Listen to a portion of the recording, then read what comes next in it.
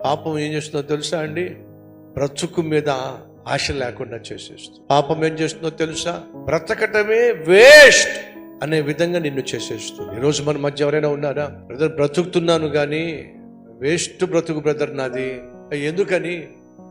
అలాంటి అలవాట్లు నాకు ఉన్నాయి బ్రదర్. చదువు పాడైపోయింది బ్రదర్, ఆరోగ్యం పాడైపోయింది బ్రదర్, అమ్మ నాన్నతో ఉన్నటువంటి మంచి రిలేషన్ పాడైపోయింది బ్రదర్, కెరియర్ పాడైపోయింది, ఫ్యూచర్ లేకుండా పోయింది. ఈరోజు ఎందుకు బతుకున్నానో నాకు అర్థం కావట్లా.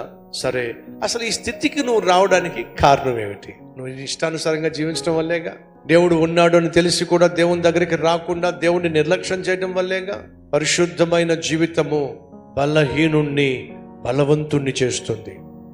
పాపము బలవంతుణ్ణి బలహీనుని చేస్తుంది. ఈరోజు ఒకవేళ నువ్వు బలహీనంగా ఉన్నట్లయితే ప్రభు కనికరం పొందుకొని పరిశుద్ధమైన జీవితం జీవించడానికి ప్రయత్నం చేస్తే నువ్వు దేవుని దృష్టిలో బలవంతుడు కాబోతున్నావు. అలా కాకుండా నీలో ఉన్న పాపిష్టి అలవాట్లకో లేకపోతే సైతాను తీసుకొచ్చిన శోధనలకు నువ్వు లొంగిపోతున్నట్లయితే ఎంత బలవంతుడు అయినా సరే బలహీనం కాబోతున్నావు.